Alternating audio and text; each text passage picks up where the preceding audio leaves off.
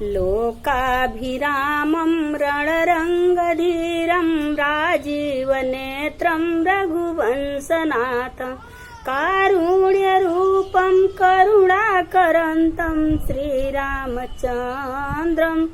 शरणं प्रपद्ये श्रीरामचन्द्रं शरणं प्रपद्ये। बोलिए सियावर रामचंद्र की जय। मैं रामचंद्र जी के जन्म के विषय में बता दी हूँ कि रामचंद्र जी का जन्म हो गया है, लेकिन रामचंद्र जी के जन्म के साथ और 3 भाइयों का जन्म हुआ।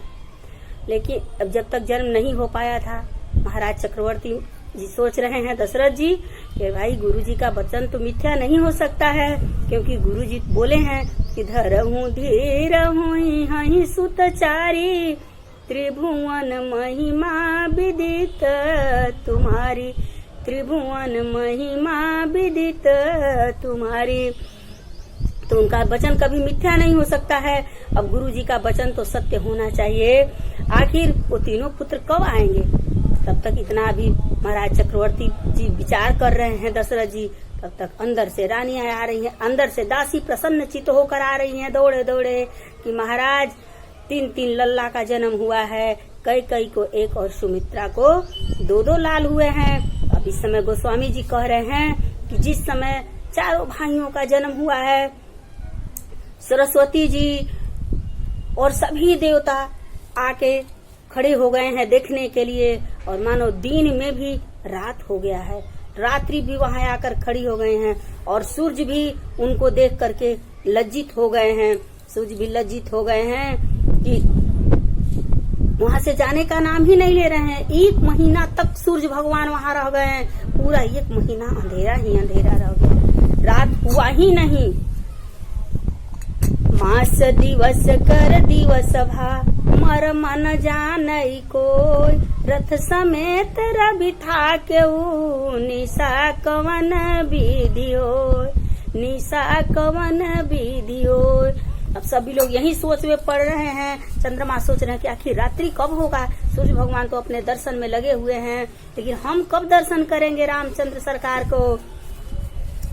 अगर धूप बहुजनी अंधियारी उदय उड़ई अबीर मनहु अरुणारी, मंदिर मणि समूह जनु तारा नृपगृह कलश सोइंदु धारा, कौतुक देखी पतंग भुलाना 1 मास तेई जात न जाना। इस कौतुक को देख करके सभी लोग भूल गए हैं, 1 मास तक कहीं जाने का नाम नहीं ले रहे हैं कि तो भगवान का जन्म हुआ है, भगवान अवतार ले लिए हैं। और उतना अंधेरा होने का भी कारण था क्योंकि सभी लोग खुशी के मारे अबीर उड़ा रहे हैं। चारों तरफ धूप जल रहा है, दीप जल रहा है, सबके चारों तरफ धुआं ही धुआं दिख रहा है। अब इतना होने के बाद बाबा कह रहे हैं पार्वती जी से कि सब कुछ तो हो गया, लेकिन इसके बाद हम भी जाने का वहाँ अपना प्रोग्राम बनाए हैं कि अब हम चल के हमको भी दर्शन होना चाहिए। तो दर्शन किस प्रकार से किए? और एक कहूँ निज चोरी सुनु गिरिजाय तीर दृढ़ मति तोरी, काकभुसुंडी संगम दोऊ मनुज रूप जानहि नहीं को। पार्वती जी कह रही हैं कि तब तो आप किस प्रकार से गए होंगे, आप तो भोले भंडारी हैं, आप ऐसे ही चले गए होंगे।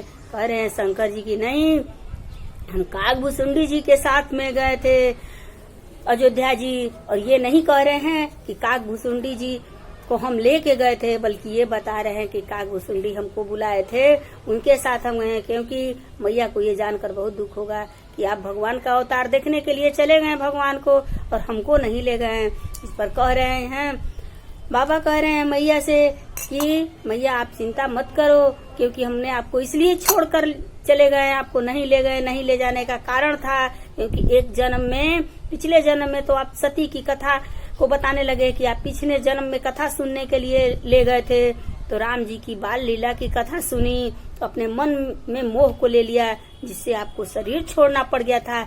इसलिए मैं सोचा कि तब की बार वाला गलती न हो जाए, इस बार तो और बड़का राम जी को देखकर और मोह हो जाएगा। इस बार अगर राम जी के बाल रूप का दर्शन हुआ तो आप आपको फिर से शरीर छोड़ना पड़ जाएगा। तो माँ ने पूछा, काकभुसुंडी जी कहाँ मिले आपको, आखिर किस प्रकार आप गए? तो भगवान बोले कि हम लोग दोनों के इष्ट एक ही रामचंद्र जी ही हैं। फिर माँ बोली कि हे भोले भंडारी, अब ऐसे ही चले गए होंगे? नहीं तो बोले कि नहीं, हम लोग मनुष्य रूप धारण करके गए थे और जाकर भगवान के दर्शन किए, बहुत आनंद हुआ।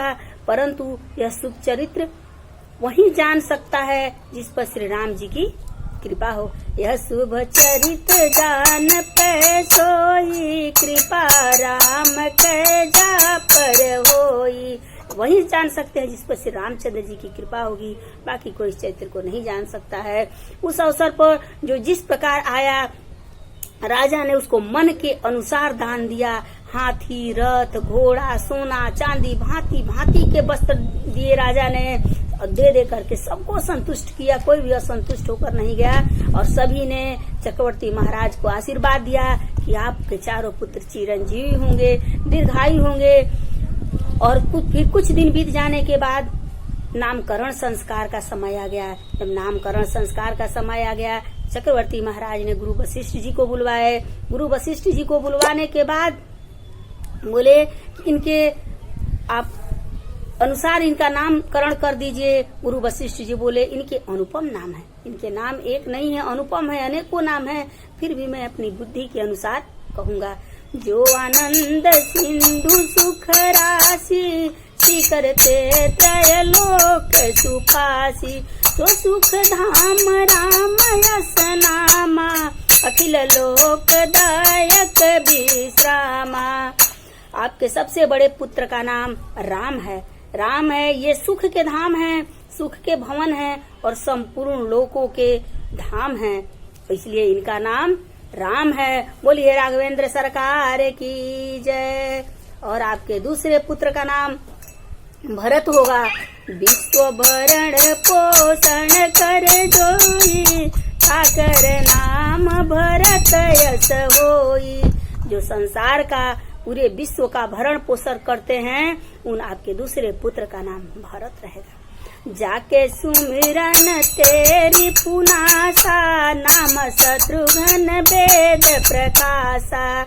और आपके तीसरे पुत्र का नाम, जिनके स्मरण मात्र से शत्रुओं का नाश हो जाएगा और उनके वेदों में नाम प्रसिद्ध रहेगा, उनका नाम रहेगा शत्रुघ्न है। और फिर गुरु जी ने कहा, जो शुभ लक्षणों के धाम श्री राम जी के प्यारे और सारे जगत के आधार हैं, गुरु जी ने उनका नाम लक्ष्मण रखा। लक्ष्मण धाम राम प्रिय, सकल जगत आधार, गुरु वशिष्ठ ते ही राखा, लक्ष्मण नाम उदार। फिर गुरु जी ने कहा, हे राजन, तुम्हारे चारों पुत्र वेद तत्व हैं, जो शिव जी के प्राण हैं। उन्होंने इस समय तुम लोगों के प्रेम बस बाल लीला करने के लिए आ गए हैं, जिससे कि राजा सुख माने। ये राम जी के भक्तों के सब कुछ हैं। इसी में सब लोग बधाइयाँ भी गाने लगे और बधाइयाँ गाने वाले आ गए। बधाइया बाजे अंगने में, सहनैया बाजे अंगने में, बध चंद्रमुखी मृग नैनी अवध की, तोरत थान रघने में, बधैया बाजे अंगने में, सनैया बाजे अंगने में, बधैया बाज। फिर सभी लोग अनेक प्रकार के बधाई गा गा कर चले गए। तब शिव जी महाराज जी कह रहे हैं कि सभी लोग तो चले गए हैं, लेकिन उस समय अब आगे का माता जी से बोल रहे हैं, पार्वती माँ से, कि अब आगे का कथा सुनिए।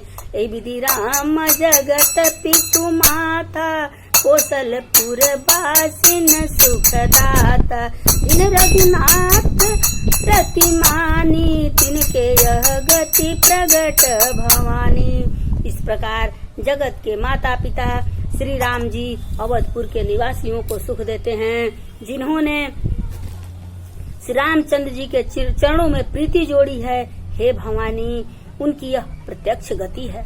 वे प्रत्यक्ष भगवान की बाल लीला को देख रहे हैं, जो श्री राम जी के चरणों में अपना प्रीति रखे हैं, प्रेम रखे हैं। भगवान कहते हैं कि बच्चा भगवान के रूप होते हैं, इसलिए सबसे पहले चतुराई को त्याग देना चाहिए। मन क्रम बचन ठाड़ी चतुराई, बजट कृपा करी हहीं रघुराई। जो अपना मन वचन और कर्म से सभी चतुराई को त्याग कर देते हैं, श्री रघुनाथ जी उन पर अपना कृपा बरसाते हैं। फिर बाबा कहते हैं, एक दिन माँ ने कहा कि एक दिन कौशल्या माँ ने सोचे अपना अमृत पान कराया, दूध पिलाया, जुठौना काजल का टीका लगाया और सजा धजा कर श्री रामचंद्र जी को तैयार कराकर पालने में सुला दिया। उसके पश्चात अपने कुल इष्ट देव रंगनाथ भगवान की पूजा करने के लिए मंदिर में चली गई। और जब मंदिर में गई तो सोची कुछ पकवान बनाकर भगवान को भोग लगा दे, भगवान रंगनाथ को भोग अर्पण कर दे। पकवान बनाकर भगवान को भोग लगाने के लिए गई। भोग लगाने के बाद माँ ने पट बंद कर दिया। भोग लगाने के बाद हमेशा पट बंद कर देना चाहिए, कभी भी बिना पर्दा का भोग नहीं लगाना चाहिए। और अपने वापस भोग लगाने के बाद अपने वापस रसोई में चली गई और जब आकर पट खोली तो क्या देख रही हैं कि माँ जिस राम जी को पालने में सुलाई हैं, वहीं रामचंद्र जी मंदिर में आकर भोग लगा रहे हैं। दौड़े माँ पालने में गई। वहाँ जब जा रही हैं तो राम जी को सोए देख रही हैं। फिर वापस मंदिर में आती हैं, रंगनाथ जी के मंदिर में आ रही हैं। वहाँ जब आ रही हैं तो बाबा देख रही हैं कि भगवान रामचंद्र जी भोग लगाते हुए देख रही हैं। फिर माँ देखते एकदम टकटका लगाकर देखते ही रह गई। यहाँ दोई बालक देखा, मति भर मोर कियान विसेखा। देखी राम जननी अकुलानी, प्रभु हंसी दीनी मधुर मुस्कानी। माँ को देखते ही श्री रामचंद्र जी मुस्कुरा दिए, हंसने लगे और माता को अपना अखंड अद्भुत रूप दिखाया, चतुर्भुज रूप माँ को दिखाया, जिसको देखने के बाद माँ के करोड़ों ब्रह्मांड जो करोड़ों रोए हैं खड़े हो गए रोंगटे। और माँ एकदम आश्चर्यचकित होकर आंख फाड़कर टकाटक लगाकर देखने लगी। अगणित रवि शशि शिव चतुरानन, बहुगिरि सरित सिंधु मणि कानन। काल कर्म गुण ज्ञान सुभाऊ, सो देखा जो सुना न काऊ। वो सोच रही हैं कि मैं क्या देख रहा हूँ, मैं कभी कान से सुना भी नहीं था, वैसा आज मुझे देखने के लिए मिल गया। देखी माया सब विधि गाड़ी, अति सभी तो जोरे कर ठाड़ी। देखा जीवन नटावई जाई, देखी भगत जो छोरई ताई। अब वो देखने के बाद उनको एकदम आश्चर्यचकित हो जा रही हैं। अब क्या करे, किधर देखे, चारों तरफ देख करके आंख बंद करिए। विस्मयवंत देखी महतारी, भय बहुरीति स्वरूप खरारी। और देखते ही देखते वो शिशु रूप में आ गए। माँ ने भगवान के शरीर में क्या क्या देखा, ब्रह्मा शंकर अगणित नदियां तालाब वो भी देखा जो कभी सुना भी नहीं था। माँ का शरीर पुलकित हो गया, मुख से वचन का अभाव हो गया। तब माँ ने आंख बंद करके श्री राम जी के चरणों में गिर गई। श्री राम जी के चरणों में गिर गई तब भगवान तुरंत बाल रूप में हो गए। माँ ने कहा मैं गलत कर दी, मैं तो जगत के पिता को अपना पुत्र बना लिया है। फिर भी श्री रामचंद्र जी कह रहे हैं, हे माता सुनो, यह बात कहीं पर कहना नहीं है कि मेरे पुत्र जो हैं चतुर्भुजधारी हैं। कौशल्या जी बार बार हाथ जोड़कर विनय कर रही हैं कि हे प्रभु मुझे आपकी माया अब कभी न व्यापे। फिर श्री राम जी अपने माया से मुक्त कर देते हैं और अनेक प्रकार से बाल चरित्र करते हैं। इस प्रकार एक दिन सभी भाइयों का मुंडन हुआ। चारों भाई माँ से आज्ञा लेते हैं कि हम बाहर खेलने के लिए जाएंगे। माँ मना कर रही हैं, माँ डर रही है कि कहीं बाहर जाएंगे तो इनको किसी की नजर न लग जाए। अभी माँ को ऐसा लगता है जब भी बाहर बच्चा जाता है तो काजल का टीका लगा के भेजती है कि मेरे बच्चे को नजर न लग जाए, फिर पैर में कंकड़ न गड़ जाए। फिर भी चारों भाई खेलने सरजू के किनारे गए। चारों भाई कुमार अवस्था में पहुंच जाते हैं। भय कुमार जब ही सब भ्राता, दिन न जनेऊ गुरु पितु माता। और जब चारों भाई कुमार अवस्था में हो जाते हैं तो उनका जनेऊ दिया जा रहा है। जब भी सब भाई पहुंच रहे उनका यज्ञोपवीत संस्कार हो रहा है। यज्ञोपवीत संस्कार हुआ और श्री रामचंद्र जी चारों भाइयों सहित गुरु के घर में विद्या पढ़ने के लिए गए। थोड़े ही समय में उनको सब विद्याएं आ गई क्योंकि वो तो पहले से ही विद्या में निपुण थे। गुरु गृह गए पढ़न रघुराई, अल्प काल विद्या सब आई। प्रात काल उठी के रघुनाथा, मातु पिता गुरु नामहि माता, आयसु मांगी करही पुर काजा, देखी चरित हर सही मन राजा। और रामचंद्र जी का चारों भाइयों सहित यज्ञोपवीत संस्कार हुआ। उसके बाद गुरुकुल में शिक्षा लेने के लिए गए। थोड़े ही समय में संपूर्ण शिक्षा लेकर अपने धाम अयोध्यापुरी वापस आ गए। अब गोस्वामी तुलसीदास जी इस कथा को आगे बढ़ाते हुए ले जा रहे हैं, आगे कर रहे हैं कि बक्सर ले जाते हैं, क्योंकि विश्वामित्र मुनि के पास, अब ये कथा को आगे बढ़ाते हुए ले जा रहे हैं। विश्वामित्र महामुनि हैं, ज्ञानी हैं, महान हैं, परंतु जब यज्ञ करते हैं, हवन करते हैं, वहाँ मारीच और सुबाहु नाम के दो असुर हैं जो यज्ञ करने नहीं देते हैं, यज्ञ को नष्ट कर देते हैं।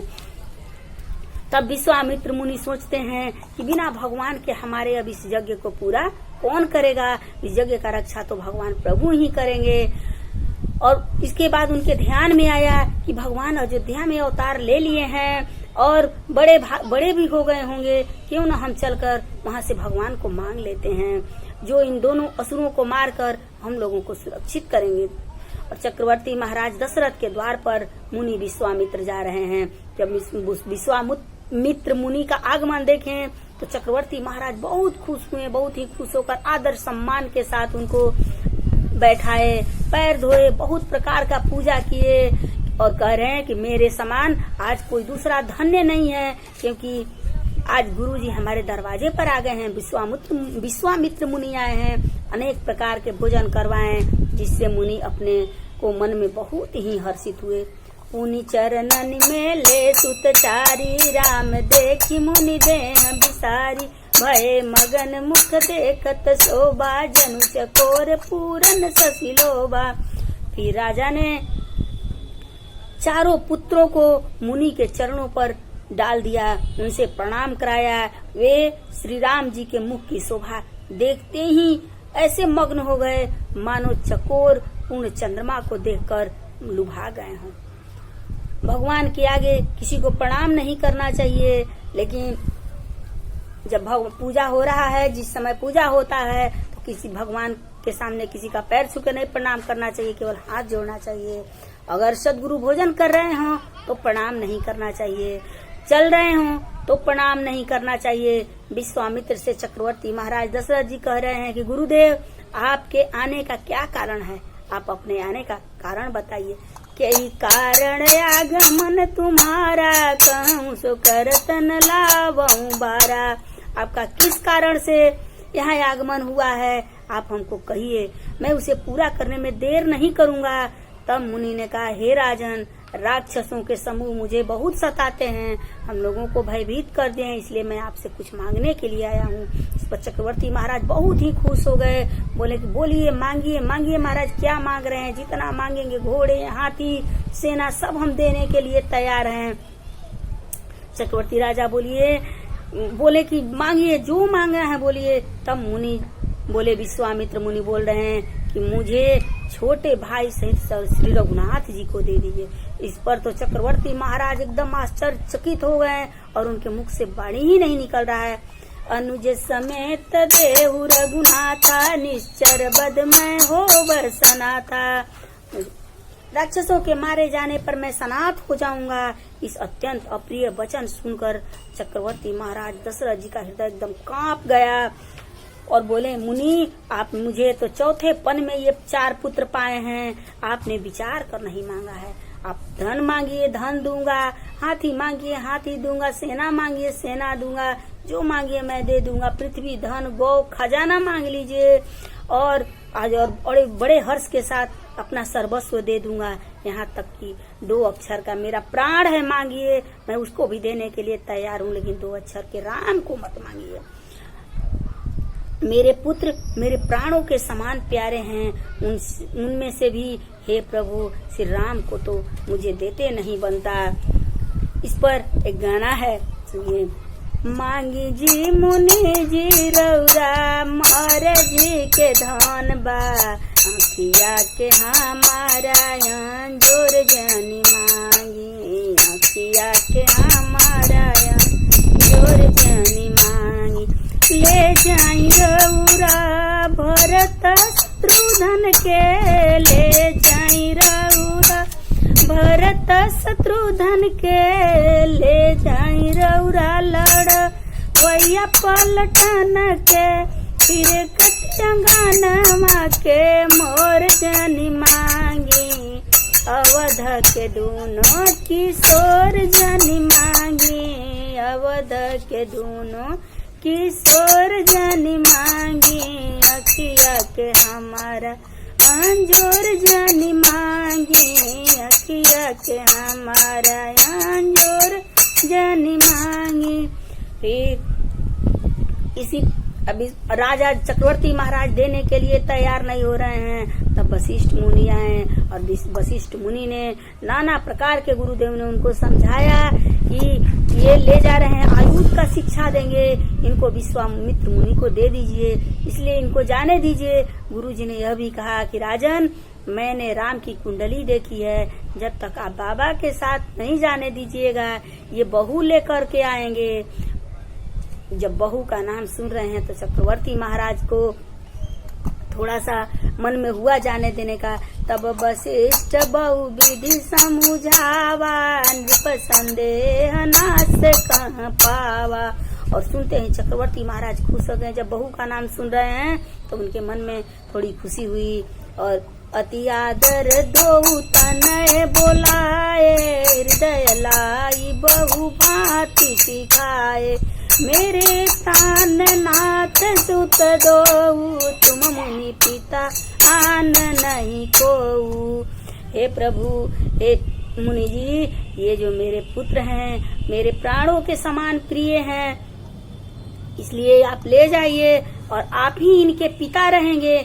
अनेक प्रकार से राजा ने अपने पुत्रों को समझाया और समझाकर हृदय से लगाकर बहुत प्रकार के शिक्षा दिए। और विश्वामित्र मुनि जी से कहें कि ले जाइए नाथ, ये दोनों पुत्र तो मेरे प्राण हैं, अब ये आज से आपके पुत्र हो गए हैं और आप इनके पिता हैं, दूसरा कोई नहीं है। इस पर चक्रवर्ती महाराज कह रहे हैं कि आपको छोड़कर इनका दूसरा कोई नहीं है, इनके बारे में कोई भी निर्णय है आप स्वयं ले सकते हैं। क्योंकि अब तो चक्रवर्ती महाराज को ये मालूम हो गया कि अगर ये जब जाएंगे धनुष यज्ञ करेंगे तो उस समय तो हम नहीं रहेंगे, तो मेरे निर्णय का तो आवश्यकता नहीं होगा, यही इनके पिता रहेंगे, यही अपना निर्णय लेंगे। राम लक्ष्मण जी पिताजी को प्रणाम करके फिर अंदर रनिवास में जाकर माताओं को प्रणाम किया और चल पड़े। चलते चलते बक्सर पहुँचे।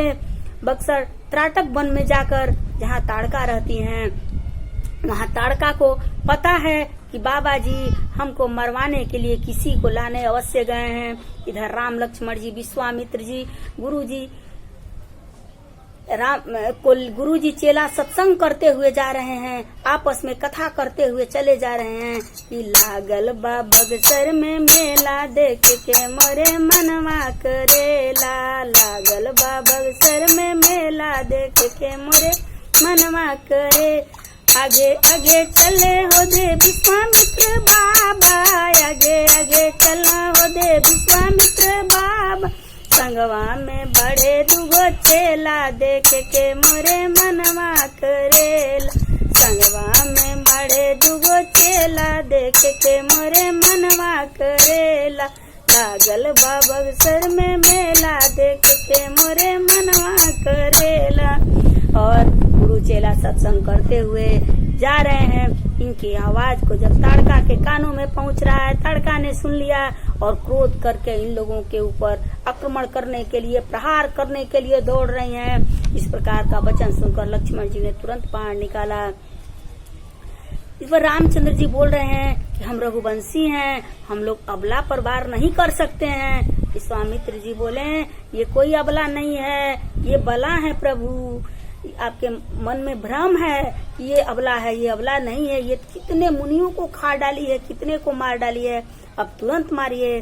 तब श्री रामचंद्र जी अपना बाण निकाल रहे हैं और बाण निकाल करके ताड़का को एक ही बाण से प्रहार कर दिए, एक बाण से मार को गिरा दिए। चले जात मुनि दिन देखाई, सुनी ताड़का क्रोध कर धाई, सुनी ताड़का क्रोध कर धाय, एक कहीं बाण प्राण हरि लेना, दीन जानते ही निज पद देना, दीन जानते ही निज पद देना। और भगवान ने अपने धाम में विदा कर दिए। यहाँ पर विश्वामित्र जी ने 2 विद्या दिए राम लक्ष्मण को, एक बला और एक अति बला। एक इससे भूख लगे न प्यास लगे और शरीर में अतुलित बल आ जाए। इसके बाद विश्वामित्र जी ने कंदमूल खाने को दिए और अपने आश्रम में ले गए। रात्रि में विश्राम करने के लिए बोले। प्रातः काल भगवान ने कहा कि अब आप प्रभु अपना यज्ञ शुरू कर दीजिए। यज्ञ प्रारंभ हो गया। यज्ञ जैसे ही प्रारंभ हुआ उसी समय मारीच और सुबाहु यज्ञ विध्वंस करने के लिए दौड़े। जैसे ही प्रभु ने देखा मारीच और सुबाहु को आक्रमण करते हुए, बिना फर का बाण चलाया मारीच पर और मारीच को 100 योजन दूर पर भेज दिया। बिनु फर बाण राम मोई मारा, 7 योजन गा सागर पारा। पावक सर सुबाहु मुनि मारा, अनुज निशाचर कटकु संहारा। उनको भेज दिया मारीच को और सुबाहु को रामचंद्र जी ने अग्नि बाण चलाकर जलाकर वहीं पर भस्म कर दिया। और जितने भी निशाचरी सेना है लक्ष्मण जी ने सभी को एक एक करके बाण से मारकर समाप्त कर दिया। मारिए असुर द्विज निर्भयकारी, अस्तुति करहि देव मुनि झारी। और जब इस प्रकार सभी असुरों का समाप्ति हो गया तो देव लोग स्तुति करने लगे, बार बार विनती करने लगे प्रभु। और कुछ दिन तक वहाँ विश्वामित्र मुनि के आश्रम में रहे। तब तक मिथिला से निमंत्रण आ गया। मिथिला से एक दूत आया निमंत्रण लेकर के। विश्वामित्र मुनि राम जी से कह रहे हैं, प्रभु आपने एक यज्ञ पूरा किया है और दूसरा यज्ञ पूरा करना है, आप चलेंगे ना मिथिला में? कह रहे हैं श्री रामचंद्र जी की मैं अवश्य चलूंगा गुरुजी, अगर आपका बात है मुनि जी तो मैं उस बात को कभी नहीं करूंगा, क्योंकि साथ में जरूर चलूंगा और वहाँ का भी यज्ञ पूरा होगा। रामचंद्र जी मैं जरूर चलूंगा। तब मुनि सादर कहा बुझाई, चरित एक प्रभु देखिए जाई। धनुष यज्ञ सुनी रघुकुल नाथा, हर्षि चले मुनि बर के साथा। आश्रम एक दीक मग माही, मग मृग जीव जंतु तहनाई। पूछा मुनि शिला प्रभु देखी, सकल कथा मुनि कहा विषेकी। और चलते चलते पूरे कथा को मुनि ने सादर सहित सुनाया और धनुष यज्ञ का वृतांत बताया। हर्ष के साथ मुनिवर के साथ राम और लक्ष्मण जा रहे हैं। फिर जाने के बाद रास्ते में एक आश्रम दिखा, वहाँ कोई जीव जंतु कुछ भी नहीं रह रहे थे। प्रभु ने पूछा कि प्रभु ये शिला कैसा है? तब के विषय में सारी कथा को मुनि ने बताया कि ये शिला कैसा है। बताया कि गौतम ऋषि का आश्रम है और उसमें ये जो शिला देख रहे हैं ना, ये उन्हीं की पत्नी है, ये आपके लिए ही इस रास्ते में पड़ी हुई हैं। फिर रामचंद्र जी मुनि विश्वामित्र जी से कह रहे हैं फिर ये शिला कैसा है? गुरुजी ने सब बताया। गौतम नारी श्राप बस, उपल देह धरि धीर। चरण कमल रज चाहती, कृपा करहूँ रघुवीर। हे प्रभु ये आपके चरणों की रज चाह रही हैं। राम जी ये गौतम ऋषि की पत्नी अहिल्या हैं, ये मुनि के श्राप से पत्थर बन गई हैं, ये आपके चरण की धूली का इंतजार कर रही हैं। इतना सुनते ही राम जी ने अपने चरणों से स्पर्श कराया और स्पर्श कराने के बाद फिर बाबा कहते हैं कि परसद पद पावन शोक न सावन, प्रगट भई तब पुंज कहीं। देखत रघुनायक जन सुखदायक, सन्मुख होई कर जोई रही। अति प्रेमय धीरा पुलक शरीरा, मुख नहीं आवई बचन कही। अतिशय बड़ भागी चरण निलागी, जुगल नयन जलधारी बही। धीरज मन कीना प्रभु कहूँ चिन्ह, रघुपति कृपा भगति पाई। अति निर्मल बानी स्तुति ठानी, ज्ञान गम्य जय जय जय रघुराई। मैं नारी पावन प्रभु जग पावन रामन रिपुजन सुखदाई राजीव बिलोचन भव भय मोचन पाई पाई शरण आई मुनि शाप जो दीना अति भल कीना परमय अनुग्रह मैं माना देखऊं भरी लोचन हरि भव मोचन यही लाभ शंकर जान विनती प्रभु मोरी मैं मति भोरी नाथन मांगऊ बरयाना पद कमल परागा रसय अनुरागा मम मन मधुप कर पाना यही भांति सिधारी गौतम नारी बार बार हरि चरणे परी जो अति मन भावा सो बर पावा गए पति लोक आनंद भरी। और इस प्रकार करके अहिल्या जी हैं श्री रामचंद्र जी के चरणों में सिर झुकाकर गिर पड़ी उनके चरणों पर, क्योंकि जीव को सदैव व्यवहार के बाद जो फल मिलता है उसका चिंतन करना चाहिए। चरण रज पड़ते ही अहिल्या खड़ी हो गई और श्री राम जी के चरणों में गिर पड़ी। लोग कहते हैं कि मुनि जी ने मुझे श्राप दिया है, लेकिन मैं श्राप नहीं मान रही हूँ, मैं तो इसको बहुत बड़ा अपना कर्म मान रही हूँ, क्योंकि ये तो मेरा उद्धार कर दिए हैं। राम जी कहें श्राप का उद्धार, तो अहिल्या माँ ने कहा यदि मेरे पति श्राप नहीं दिया होता तो मेरा यह अहोभाग्य नहीं होता कि मेरे सामने राम खड़े हो गए हैं, भगवान खड़े हैं। ये बताइए जिसने आपका दर्शन करा दिया वह श्राप है या उद्धार? ये तो मेरा उद्धार किए हैं। मुझे एक और वरदान दीजिए प्रभु कि मुझे आपके चरणों को छोड़ करके मेरा मन कहीं न लगे। यह वही चरण है जिससे श्री गंगा जी निकली हैं, यह वही चरण है जिसको भगवान शंकर जी अपने सिर पर धारण किए हैं। यह वही चरण है जिसको ब्रह्मा जी अपने हाथों से धोए हैं, चरण पखारे हैं, जिसको आपके बारे में है कि जिसको आपने मेरे ऊपर रख दिया है वह चरण वह मेरा शरीर अहोभाग्य हो गया। भगवान के यह वरदान, भगवान ने फिर उनको वरदान दे दिया, आशीर्वाद दिया, और भगवान का आशीर्वाद पाकर अहिल्या जी अपने पति को धाम को चली गयी। और यहाँ पर गोस्वामी तुलसीदास जी कहते हैं कि अस प्रभु दीन बंधु हरि कारण रहित दयाल तुलसीदास सठते भजू छाड़ी कपट जंजाल। फिर वहाँ से सारा कपट जंजाल छोड़ करके चल रहे हैं। चले राम लक्ष्मण मुनि संगा गए जहाँ जग पावनी गंगा। गादी सुन सब कथा सुनाई जही प्रकार सुर सरी मही आई। स्वामी तुलसीदास जी कहते हैं कि संसार में बिना मतलब का कोई किसी के साथ नहीं जुड़ता है, कोई प्रेम नहीं करता है। एक दो ही आदमी बिना मतलब के प्रेम करते हैं, एक माँ और दूसरे मेरे राघव जी, मेरे प्रभु श्री राम है। और संसार में दो ही आदमी बिना मतलब के प्रेम करते हैं, एक माँ और एक राघव जी। दोनों को छोड़ करके कोई बिना मतलब का प्रेम नहीं करने वाला है। हमारे राघव जी सरकार तो किसी के मतलब का नहीं होते, उन सबका पर अपना प्रेम न्यौछावर कर देते हैं। गोस्वामी तुलसीदास जी कहते हैं, हे महामंद, ऐसे भगवान को छोड़ करके कहाँ फंस गए हो मोह जाल में। मोह छोड़कर भगवान का भजन कर लीजिए। इसलिए हरि गुण गा के जीवन बना ले पगले, प्रभु गुण गा के जीवन बना ले पगले। हरि के भजन ना कैला, घर के न घाट के बैला।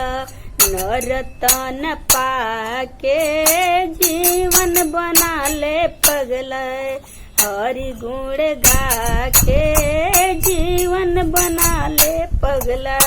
हरि गुण गा के जीवन बना ले पग। गड़ी काया मिल गीद सवरी हो गईली सीधा। बैरिया खिया के जीवन बना ले पगला। हरि गुण गा के जीवन बना ल पगला। हरि गुण गा के जीवन बना ले पगला। सीताराम सीताराम सीताराम गाओ, हरे राम राम राम हरे राम राम राम। सीताराम राम राम सीताराम राम राम। इस तरह से अब आज का कथा विसर्जन होगा और अगले प्रसंग में श्री राम विवाह की कथा बताऊंगी मैं। कथा विसर्जन आज की प्रभु शंभुनाथ भगवान, राम लखन सिया जानकी सदा करो कल्याण। सियावर रामचंद्र भगवान की जय।